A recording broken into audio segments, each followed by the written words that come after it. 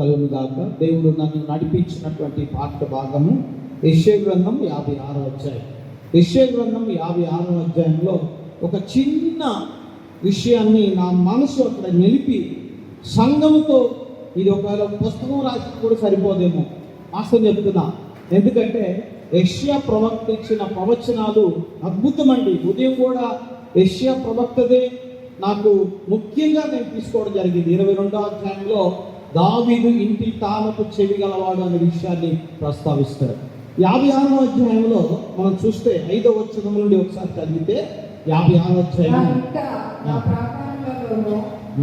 ఒక భాగమును వానికి ఇచ్చేదను, కొడుకులు కూతుళ్ళు అని అనిపించుకొనుట కంటే శ్రేష్టమైన పేరు వారికి పెట్టుచున్నాను. కొట్టివేయవాడని నిత్యమైన పేరు వారికి పెట్టుచున్నాను. ఎంత మంచి విషయం అండి. సంఘాన్ని దేవుడు ఎంతగా ప్రేమిస్తున్నాడు. వాస్తవంగా 7 రోజులు మీరు చూపిన ప్రేమ, లేకపోతే 40 రోజులు మీరు చూపిన ప్రేమ కొరకు దేవుడు మనందరినీ దీవించునుగా. నిజంగా ఈ సంవత్సరం మరి ఎందుకో తెలియదు, రాకడ సమీపంలో ఇలాగ దేవుడు చేస్తున్నాడేమో నాకు తెలియదు, కానీ 40 రోజులు అద్భుతంగా అందరూ ముందుకు వచ్చారు, అందరూ ఇచ్చారు. 7 రోజుల్లో కొలత లేకుండా మన పెద్దలు అనగా మన పెద్దలు సిల్విస్టార్ గారు, రామారావు గారు దగ్గరుండి వారు ఎంతో కష్టపడి, రామారావు గారు అయితే అక్కడి నుంచి కదలట్లే. దేవునికి స్తోత్రం కలుగును గాక. యవనస్తులు ఎంతో మంది, చాలా మంది పంచి పెట్టడానికి బిడ్డలు ముందుకు వచ్చి పిల్లల కొరకు అంత అద్భుతమైనటువంటి విషయం. 7 రోజులు అద్భుతంగా జరిగింది. సౌండ్ సిస్టమ్ ఇంకా సెట్ కాలేదంటే కారణం అదే. పిల్లలతో అస్సలు స్వప్న గొంతును ఒకసారి మీరు చూస్తే పైకి వెళ్తే మీకు తెలుస్తుంది ఎంత కష్టం. 230 మంది పిల్లలు ఇక్కడ కూలర్స్ వేసి పిల్లలందరికీ ఉదయం నుంచి సాయంత్రం దాకా మేము పైకి ఎక్కడానికి కూడా భయం వేసేది నాకు. ఎందుకంటే పిల్లలు లోపల ఉన్నారని ఇక్కడే కూర్చొని ఇక్కడే వారితో కలిసి పాటలు పాడడం, మేము కూడా కొంత శారీరకంగా వారితో కలిసి అన్ని విషయాలు నేర్చుకోవడం జరిగింది. దేవునికి స్తోత్రం కలుగును గాక. మందిరంలో దేవుని సమయంలో దేవుని మందిరంలో గడిపితే ఎన్ని ఆశీర్వాదాలు ఉన్నాయో ఖచ్చితంగా మనం తెలుసుకోవాలి. ఇక్కడ యెషయా ప్రవక్త అంటున్న మాట ఏంటంటే, నా ప్రాకారమును ఒక భాగము నీకు ఇచ్చేదాను. ఎంత పెద్ద విషయం అనేది రికార్డ్ చేసుకోండి, లేకపోతే అవి అంటే మీరు అండర్లైన్ చేసి పెట్టుకోండి. దేవుడు అంటున్నాడు తన మనసులో ఉన్న విషయాన్ని జ్ఞాపకం చేస్తున్నాడండి. ఆ మనసులో ఉన్న విషయాన్ని యెషయా ప్రవక్త ఎక్స్పోజ్ చేయడంలో ఎంత మంచిగా, అందుకే నేను రికార్డ్ చేసుకుంటున్నాను ప్రసంగా. 5వ అధ్యాయం, నా ప్రాకారంలో ఒక భాగము వానికి ఇచ్చేదాను, కొడుకులు కూతురు అని అనిపించే కంటే ఎక్కువగా శ్రేష్టమైన పేరు వారికి పెట్టుచున్నాను, కొట్టివేయబడిన నిత్యమైన పేరుని వారికి పెట్టుచున్నాను. ఇది ఎంత గొప్ప విషయం అండి. ఒక వ్యక్తిని నేను పక్కన పిలుచుకొని నాకు ఇష్టమైన వీడికి నాకు నా దగ్గర పెట్టుకొని, ఇదిగో వీడికి నాకు దగ్గర ఉన్నదంతా నేను ఇస్తానంటే నాకు ఎంత సంతోషం, ఎంత ఆనందం.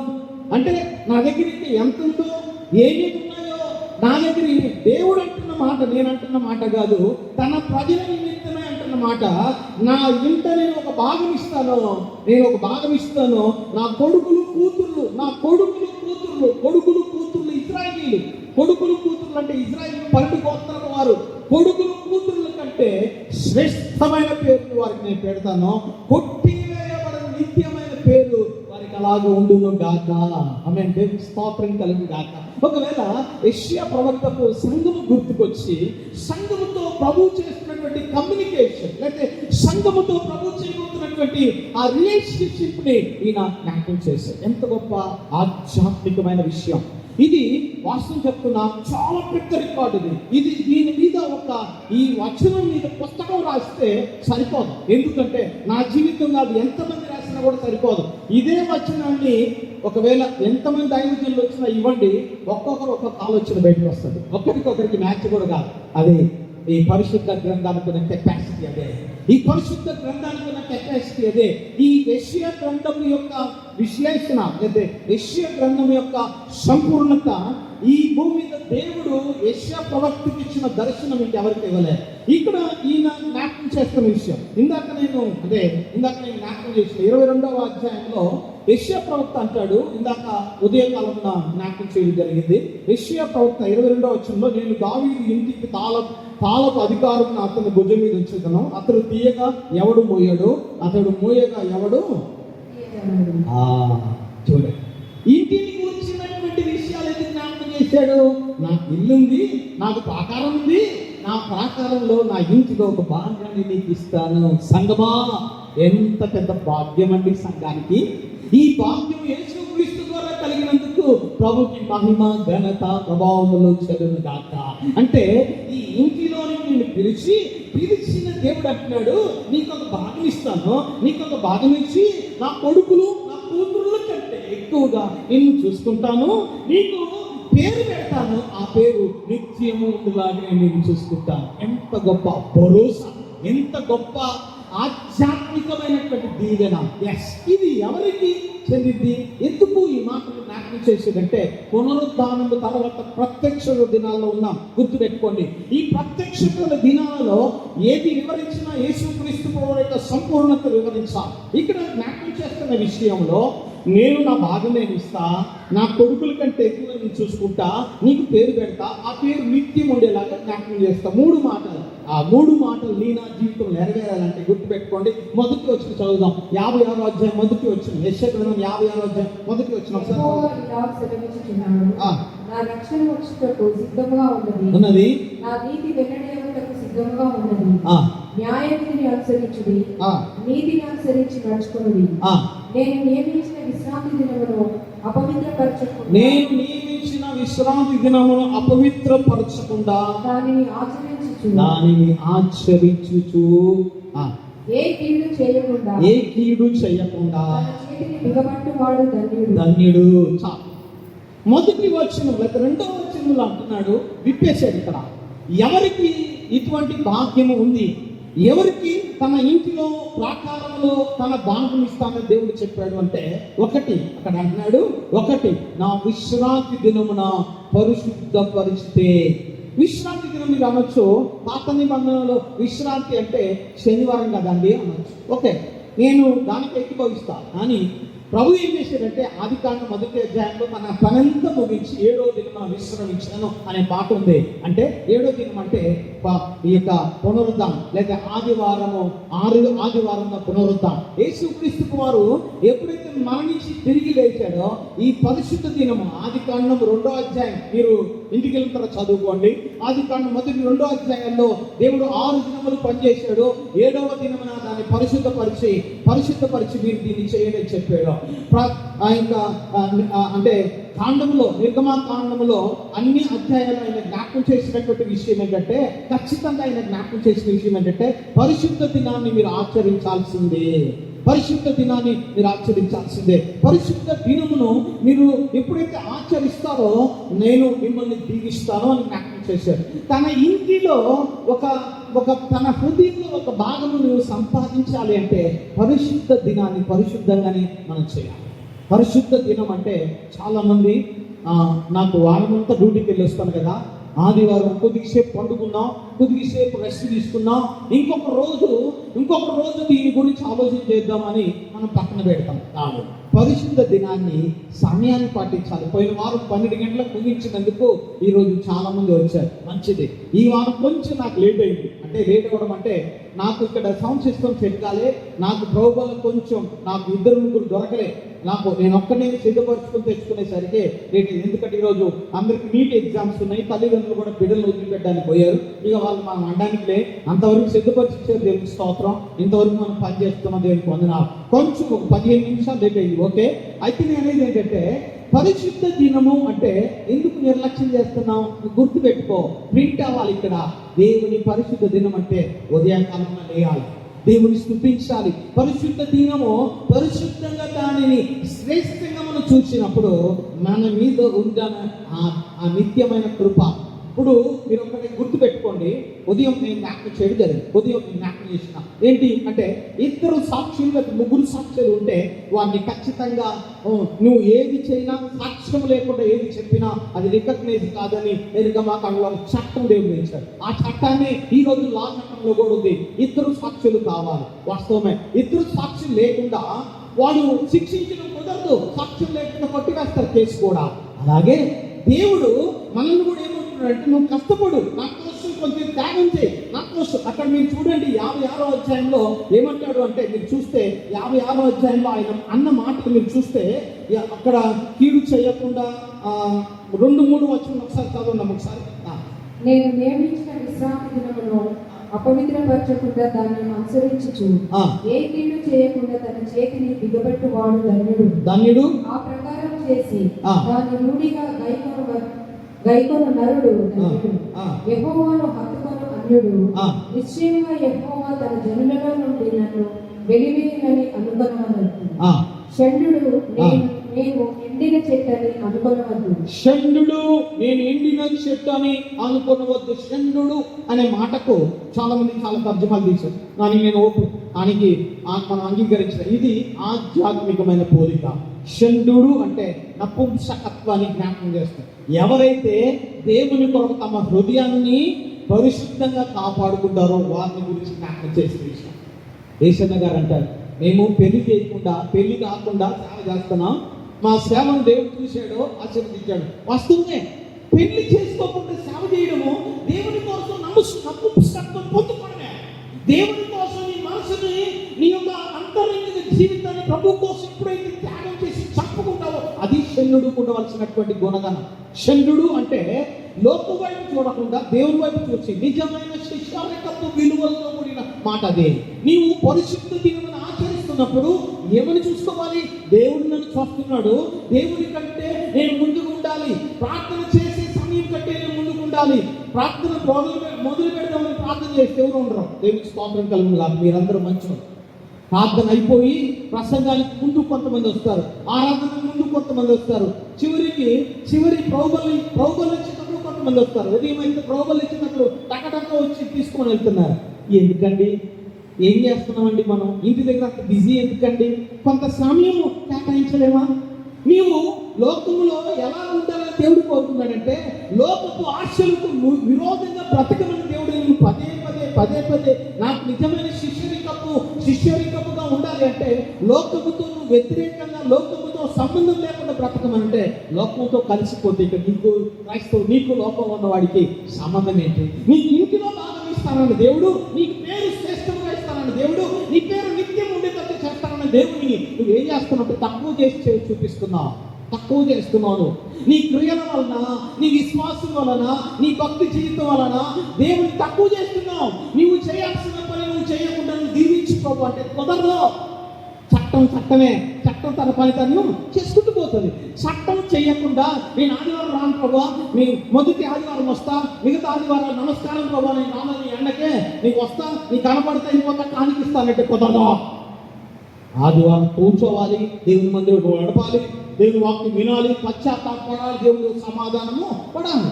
ఇది షండు చేయాల్సిన పని. ఇది షండునికి అవసరమైన గుణగణం ఏంటంటే దేవుని మందిరంలో కనపడటమే.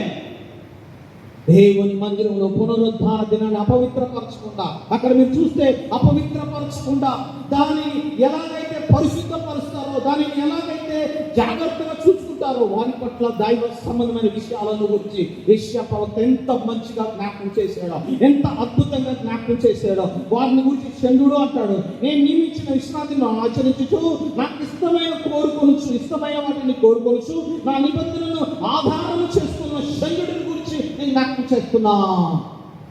ఆచారమును పద్ధతులను తీసుకొని రావాలి. ఈ పద్ధతి ప్రభుని బట్టి పరిశుద్ధతలో. చిన్నపిల్లలు సండే స్కూల్కి వెళ్ళిపోండి ప్లీజ్. చిన్నపిల్లలు ఉండదు, సండే స్కూల్ వెళ్ళిపోండి.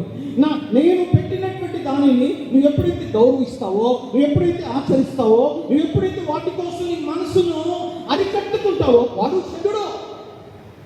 వాడు లోకముతో సంబంధం లేని వ్యక్తి, లోకముతో సహవాసం లేని వ్యక్తి.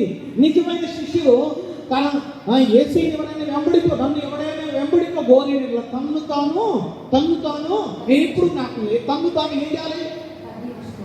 ఉపేక్షించుకోవాలి. తగ్గించుకోవాలి కదా, ఉపేక్షించుకోవాలి. గుర్తుపెట్టుకోవాలి, తన్ను తాను ఉపేక్షించుకోవాలి. నీ కోరికను ఉపేక్షించుకోవాలి, నీ ఆశను ఉపేక్షించుకోవాలి, నీకున్న ప్రతి దాన్ని ఉపేక్షించాలి. ఉపేక్షించినప్పుడు మాత్రమే ప్రభు మహిమపరచబడతాడు.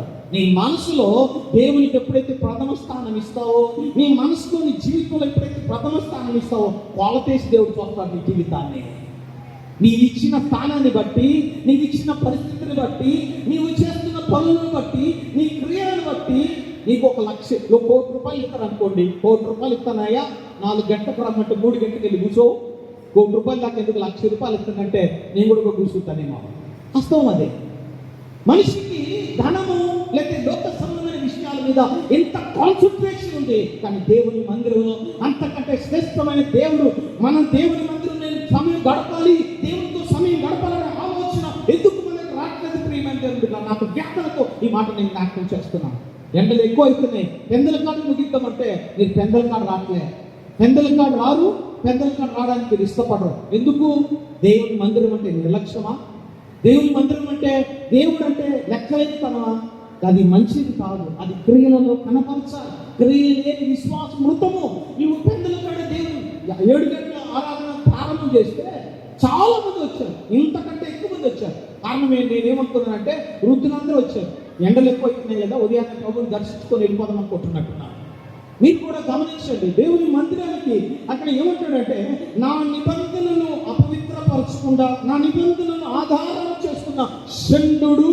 ఎస్, నీ మనసులో దేవుని నిన్ను ఉపేక్షించుకొని నిన్ను కాదనుకొని ప్రభునికి ఎప్పుడు ఇష్టడానికి ఇష్టపడినప్పుడు నీకు ఇవ్వవలసిన స్థానాన్ని మందిరంలో దేవునికి ఇస్తాడు. గుర్తుపెట్టుకోవాలి. ఆయనకు ఒక మందిరం ఉంది, ఆయనకు ఒక రాజ్యం ఉంది, ఆయనకు ఒక స్థానం ఉంది. యెషయా ప్రవక్త అదే జ్ఞాపకం చేశాడు. 22వ అధ్యాయంలో దావీదు ఇంటిని గురించి జ్ఞాపకం చేశాడు. 56వ అధ్యాయంలో జ్ఞాపకం చేశాడు. 45వ అధ్యాయంలో కోరేషుని గురించి జ్ఞాపకం చేస్తాడు. అద్భుతమైనటువంటి విషయాలు యెషయా ప్రవక్త వండర్ఫుల్ థింగ్స్ జ్ఞాపకం చేశాడు. ఈయన చేసిన వ్యాఖ్యానాల్లో, ఈయన చేసిన ప్రసంగాల్లో ఏది తీసుకున్నా జీవితకాలం మంది ధ్యానించినా సరిపోదాం. వాస్తవం ఇదే. 56వ అధ్యాయం 6వ వచనం చదివితే నేను నిజంగా చెప్తున్నా, నేను ఏడ్చుకున్న కూర్చొని, ప్రభువా నేను దీనికి అర్హునేనా, నేను దీనికి యోగ్యనా ప్రభువా, ఏమున్నాయో నా దగ్గర నన్ను ఇంతగా ప్రేమించడానికి. ఒక వ్యక్తి తన్ను తాను ఉపేక్షించుకొని మందిరం కొరకు కానీ ఆదివారం కొరకు కానీ దేవుని కొరకు నియమించుకొని హృదయాన్ని తీర్మానం చేసుకుని ప్రభు సన్నిధిలో ఉండడానికి ఇష్టపడితేనంట వాడు షండు అంట. దేవుడు పెట్టాడు. ఈ టైటిల్ నేను పెట్టింది కాదు, గుర్తుపెట్టుకోవాలి. దేవుడు పెట్టాడు. నీవు లోకాన్ని విడిచిపెట్టి, లోక సంబంధమైన విషయాన్ని విడిచిపెట్టి ప్రభు కొరకు బ్రతుకుతున్నప్పుడు ఆయన ప్రత్యేకంగానే చూస్తాడు. బిడ్డ మర్చిపో. అందుకే 56వ అధ్యాయంలో ఆయన అన్న మనసులో ఉన్న విషయాన్ని ప్రభు ఇక్కడ జ్ఞాపకం చేస్తున్నాడు. ఇక నా నిబంధనను ఆధారం చేసుకొని షండు అన్నాడు. అక్కడ కింద 5వ వచనం, నా ఇంకా నా పాకాలలో ఒక భాగము వానికి ఇచ్చేదాను. ఎవరికి? ఎవరైతే నా మందిరం కొరకు, పునరుద్ధానం కొరకు ఎవరైతే కష్టపడతారో నా భాగాన్ని నేను ఇస్తాను. రేపటి నుంచి, రేపు ఆదివారం నుంచి ఉదయాన్నే లేయండి అమ్మా, అమ్మలారా ఉదయాన్నే లేయండి. తిట్టుకున్నా పర్వాలేదు, పిల్లలు తండ్రులు తిట్టుకున్నా పర్వాలేదు, అయ్యగారు తిట్టుకున్నా పర్వాలేదు, సార్లు తిట్టుకున్నా పర్వాలేదు, ఉదయాన్నే లేయండి. వారిని లేపండి. నేను కూడా తిరిగి మనం చూసుకొని ప్రార్థన చేస్తున్నా. నిద్ర భంగపరిచినా పర్వాలేదు, ఉదయాన్నే లేచి ఆదివారం దేవుని ఆరాధించడానికి మన కుటుంబం మనం దేవుని మందిరంలో కనబడితే ఖచ్చితంగా మనం షండులం అవుతాం. ఖచ్చితంగా. రెండోది అక్కడ ఏమంటాడంటే, మీరు చూస్తే నా నీతిని, నా న్యాయమును అనుసరించి నన్ను హత్తుకుంటే, అంటే ప్రభువు మాటలు నీ జీవితాన్ని ఈ భూమి మీద ఆయన కొరకు బ్రతకడానికి ఇష్టపడేలాగా చేయాలి. ఆయన హత్తుకునేలాగా చేస్తాడు దేవుడు. వాక్యం అంట, నేను దేవునితో నడుస్తున్నప్పుడు, దేవుని కొరకు మనం నడుస్తున్నప్పుడు, దైవ సంబంధమైన ప్రత్యక్షతలో మనం వచ్చినప్పుడు ప్రభు జ్ఞాపకం చేసేది ఏంటంటే, ఆయన మనల్ని తన ఇంటిలో ఒక భాగం ఇచ్చి ఘనపరిచి అద్భుతమైన దేవుడు. అంటే నీవు నీతిని అక్కడ ఏమంటాడు మీరు చూస్తే 56వ అధ్యాయము మొదటి వచ్చిన, నీతిని వెళ్ళడానికి చేత సిద్ధంగా ఉన్నది, న్యాయము విధిని అనుసరించుడి, నీతిని అనుసరించి నడుచుకొనుడి. నేను నియమించిన విశ్రాంతి దినములో అపవిత్రపరచకుండా దానిని అనుసరించుచు ఏ కీడు చేయకుండా, అది ఏ కీడు చేయకుండా. మీరు చూడండి, ఒక చిన్న విషయాన్ని నేను జ్ఞాపకం చేస్తా, నాకు సమయం లేదు, నాకు భయం వేస్తుంది. 9వ అధ్యాయంలో యోహాను సువార్త 9వ అధ్యాయంలో ఒక మాట మీరు చూస్తే, 9వ అధ్యాయంలో మీరు చూస్తే అక్కడ ఉంది, యేసుక్రీస్తు వారి దగ్గర ఒక వ్యక్తి బాగుపడ్డాడు. ఎవరు అంటే, పుట్టుక నుండి గుడ్డివాడైన మనుషుడు బాగుపడ్డాడు. పుట్టుక నుండి గుడ్డివాడైన మనుషుడు బాగుపడితే వాడు చాలాసార్లు వాడు యేసు దగ్గరికి, మీరు చూస్తే 23, 24, 25 వచ్చిన ఒకసారి చదువుతారా? కావున తల్లిదండ్రులు వాడు వయసు వచ్చిన వాడు వారిని అడుగుడలేదు. ఆ. కాబట్టి వారు గురుడివాడై ఉండిన మనిషిని ఆ. రెండవ మారు పిలిపించి ఆ. దేవుని మహిమపరచుము, ఆ. ఈ మనుషుడు పాపి అని మేము ఎరుగుదమని వారితో చెప్పగా ఆ. వాడు ఆయన పాపియో కాడో నేను ఎరుగును, ఉమ్. ఒకటి మాత్రం నేను ఎరుగుదును, ఉమ్. నేను గురుడివాడనై ఉండి ఇప్పుడు చూచుచున్నానని. అందుకు వారు ఆయన నీకేమి చేశాను, నీ కన్నులు ఎలాగో తెరిచినని మరలా వారిని అడగగా ఆ. ఇందాక మీతో చెప్పితిని గాని మీరు వినకపోతుంది, ఆ. మీరెందుకు మరలా వినబోచున్నారు, ఆ. మీరు ఆయన శిష్యులకు కోరుచున్నారా, మీరును ఆయన శిష్యులకు కోరుచున్నారా ఏమి అని వారితో అనెను. ఆ. అందుకు వారు ఆ. నీవే వారి శిష్యుడవు, ఆ. మేము మోషే శిష్యులము, ఆ. దేవుడు మోషేతో మాట్లాడని ఎరుగుదుము కానీ ఆ. నీవెక్కడి నుండి వచ్చేనో ఎరుగుమని చెప్పి వారిని దూషించింది. అక్కడ అంటే యేసు అన్నాడు, ఇక నువ్వు కీడు చెయ్యకు అనే మాట ఉంది అక్కడ. మీరు అధ్యాయంలో ఈ పైన కింద చదవండి. కీడు చెయ్యకు అంటే యేసుకి వ్యతిరేకంగా నడుచుకోవడమే కీడు. గుర్తుపెట్టుకోండి. నీకు దేవుడు జ్ఞాపకం చేస్తాడు, నాయనా నువ్వు ఇలా ఉండరా, ఉన్నప్పుడు ఉండమన్నప్పుడు ఉన్నామనుకో, నీతో పరిశుద్ధాత్మ దేవుడు ఉంటాడు. నువ్వు ఉండలేదనుకో పారిపోతాడు. నీకు ఒక్కడే ప్రయాణం చేయాలి. కష్టమైన నష్టమైన నువ్వే ఏడ్చుకోవాలి, నువ్వు బాధపడాలి, నువ్వే దుఃఖపడాలి. ఇక ప్రభువు విషయంలో వీడు గుడ్డివాడు బాగుపడిన తర్వాత యేసయ్యని వాడు యేసయ్య దగ్గరికి వచ్చినప్పుడు ఇక నువ్వు కీడు చేయకుండా, ఇక నువ్వు కీడు కట్టుకోకుండా, ఇక పాపం చేయకుండా బ్రతుకురా నాయనా అని అన్నాడు. వాస్తవమే. మనము దేవునికి విరోధంగా నడుస్తున్నప్పుడల్లా ఆయన మహిమ, ఆయన నీతి, ఆయన న్యాయం మనల్ని తాకుతూ ఉంటుంది. ఇదా నేను నీతో ఉన్నా, వద్దు ఇది నువ్వు చెయ్యొద్దు, నువ్వు దేవుడు చెయ్యొద్దు అనే విషయం చెయ్యకుండా ఆగితే నీకు మేలు. నువ్వు చెయ్యొద్దు అనే విషయాన్ని ఇంకా చేసావు అనుకో, కీడు సంపాదించుకుంటున్నావు. గుర్తుపెట్టుకో, కీడుని నిన్ను కీడు కొరకు వెళ్ళిపోతున్నావు. అందుకే కీడు చెయ్యకుండా అంటే నీవు నీతికి అనగా ప్రభువు నీకు నీతికి ఆధారం అయ్యాడు. ఆ నీతితో నువ్వు బ్రతికినప్పుడల్లా ప్రభువు దృష్టిలో గొప్పవాడిగా నిన్ను ఆయన చేతిలో బలమైన పాత్రగా దేవుడు చేసుకుంటాడు. ఆయన హత్తుకున్నప్పుడు ఆయన కొరకు బ్రతుకుతాం. ఆయన హత్తుకున్నప్పుడు ఆయన మనలో ఉండాలని మనం కొన్ని తీసేస్తాం. అలాగే జీవించాలి. దేవుడు అదే కోరుకున్నాడు. రెండోది అక్కడ ఏమంటాడంటే నా కొడుకుల కంటే మీరు చూడండి 50 అధ్యాయంలో ఆయన అన్న మాట ఎంత పెద్ద మాట అండి. అన్యులలో అనిపించుకుంటూ కంటే శ్రేష్టమైన పేరు నేను అతనికి దేవునికి స్తోత్రం. నా కొడుకులు కూతురు అనిపించుకుంటే కంటే శ్రేష్టమైన పేరు నేను అతనికి పెడతాను. దేవుని బిడ్డలారా, ఇది ఎంత పెద్ద రికార్డు తెలుసా? నీకు నాకు ఇస్తున్న భాగము ఏంటిదో తెలుసా? యూదుల కంటే శ్రేష్టమైన భాగం దేవుడు ఇవ్వడానికి ఇష్టపడ్డాడు. వాళ్ళ పిల్లలంతా పోయిపోతారంట. వాస్తవమే, వాళ్ళకేం తక్కువే కాదు, కానీ వాళ్ళకంటే గొప్ప స్థానాన్ని ఇవ్వడానికి దేవుడు ఇష్టపడ్డాడు. మనల్ని ఏ గోత్రము తీసుకొచ్చి పెడతాడో తెలుసా? ఏ గోత్రమో తెలుసా? యోధా గోత్రం. మనం అందరం సంఘమంతా కూడా ఎక్కడ సంఘం కట్టినా, ఎక్కడ సంఘం ప్రభు కొరకు బతికినా, ఎక్కడ సంఘం ప్రభు పాద సన్నిధిలో కట్టబడి నిలబడినా ఆ సంఘములన్నీ కూడా యోధా గోత్రంలోనికే వస్తాయి. యోధా గోత్రాన్ని గురించి ప్రకటన గ్రంథంలో ఉంది. లెక్కకు చెప్పశక్యము కాని సంఖ్య యోధా గోత్రం నుంచి వస్తున్నాడు. దేవునికి స్తోత్రం కలుగును గాక.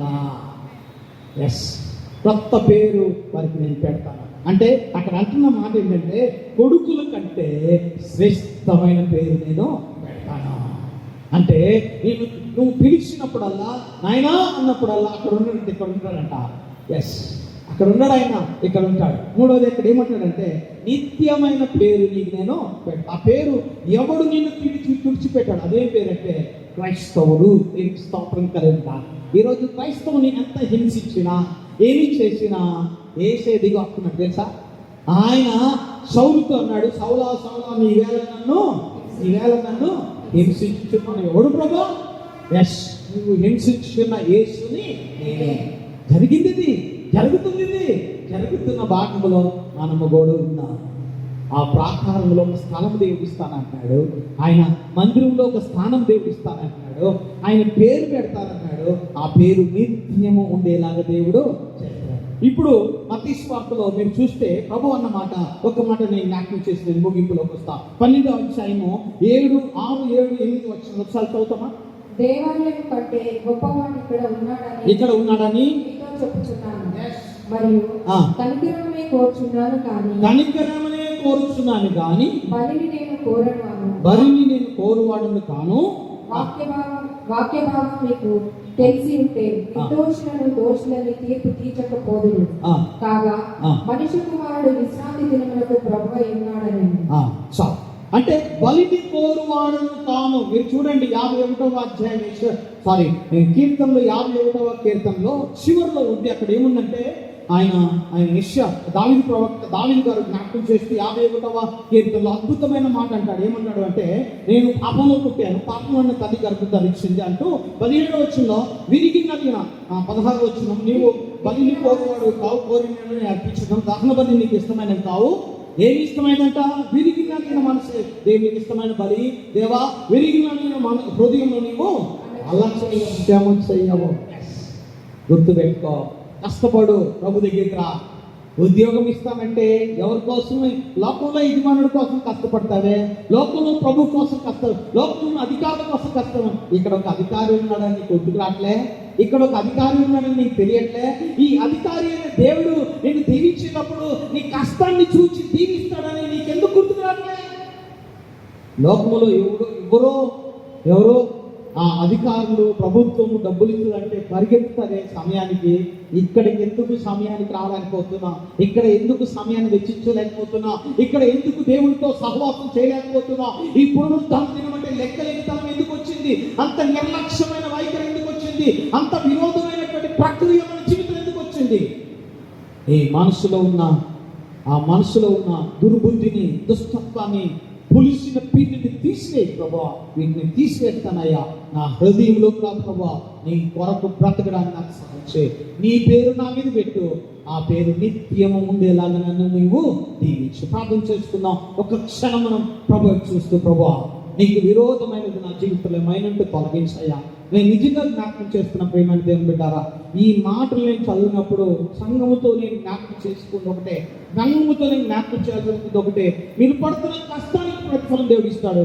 ఇంకా మీరు దేవుని కొరకు బ్రతకడానికి ఇష్టపడితే మంచిగా దేవుడు తీస్తాడు. ఒకసారి లేచి నిలబడదాం. ప్రభా, నేను తీర్మానం చేసుకుంటానయ్యా, నీ కొరకు నేను బ్రతుకుతానయ్యా. మోకరించగలిగిన బిడ్డలు మోకరించండి. ప్రార్థిస్తాను మీకోసం. మోకరించగలిగిన బిడ్డలు మోకరించండి. ప్రభా, నేను నీ కొరకు బ్రతుకుతానయ్యా. నాలో నీకు విరోధమైనది ఏమైనా తొలగించు ప్రభా. నీకు ఆయాసకరమైనది ఏమైనా నా జీవితం నుంచి నన్ను జ్ఞాపకం చేసుకో. నా జీవితంలో నుంచి వాటిని తొలగించయ్యా. పులిసిన పిల్లి తీసేమైనా, నీకు అపవిత్రమైన తీసే ప్రభా. నీకు ఇష్టంగా బ్రతకడానికి నాకు సహాయం చేయి. నేను శంకరుడు అనిపించుకోవని చేత నీ పేరు నాకు పెట్టబడాలయ్యా. నీ పేరు నా జీవితానికి, నా శరీరానికి, నా బ్రతుకుకు తగిలించు ప్రభా. నీ కొరకు నేను బ్రతకాలి ప్రభా. నీ కొరకు నేను బ్రతకాలయ్యా. నీవే నా దేవుడివి, నీవే నా రక్షకుడివి. నీవు తప్ప నాకు ఈ భూమి మీద ఎవరు లేదు ప్రభా. నీవే నా దేవుడు. ఎస్ ప్రభు.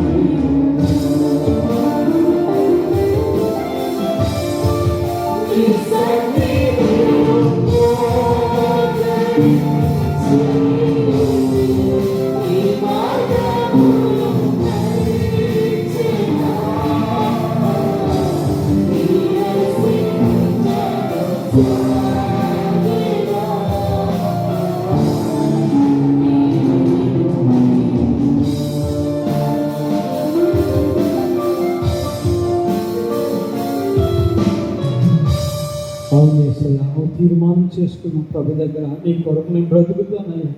నా హృదయాంతరంగంలో ప్రభావ నీకు స్థానం ఇచ్చి ఈ బిడ్డగా దీవించడానికి నాకు సహాయం చేయ ప్రభావ. నీకు విరోధమైనది, నీకు ఆయాసకరమైనది జీవితం ఏమైనా తొలగించి ప్రభావ ప్రార్థన చేసుకున్నాం. బహున్నతులుగా మహిమగల మా పరలోకపు తండ్రి, సంఘముతో పంచుకోమన్న విషయం నేను పంచుకున్నాను ప్రభు. ఎంతో నమ్మదగిన దేవుడు. ఎంత గొప్ప దేవుడు అయ్యా. అన్యజనులైన మా పట్ల నీ కొడుకుల కంటే నీ కూతురుల కంటే గొప్ప స్థానం ఇచ్చావు ప్రభా. నీ వందనాలు, స్తోత్రములు తండ్రి. నీ ఇంటిలో ఒక భాగం నాకు ఇచ్చావయ్యా.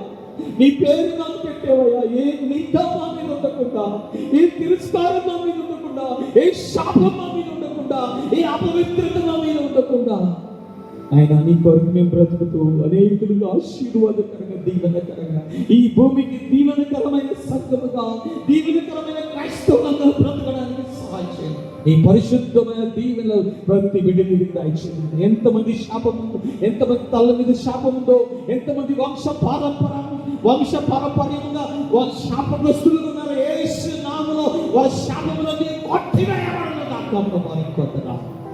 వారికి రావాల్సిన భాగములు, వారికి రావాల్సిన ఆశీర్వాదాలు, వారికి రావాల్సిన ధనము, వారికి రావాల్సిన ఆగిపోయిన ప్రతి దీవెన, ప్రతి విధమైన తండ్రి తల్లిదండ్రుల నుంచి రావాల్సిన ప్రతి భాగము యేసు నామములో తిరిగి వచ్చును గాక ప్రభు.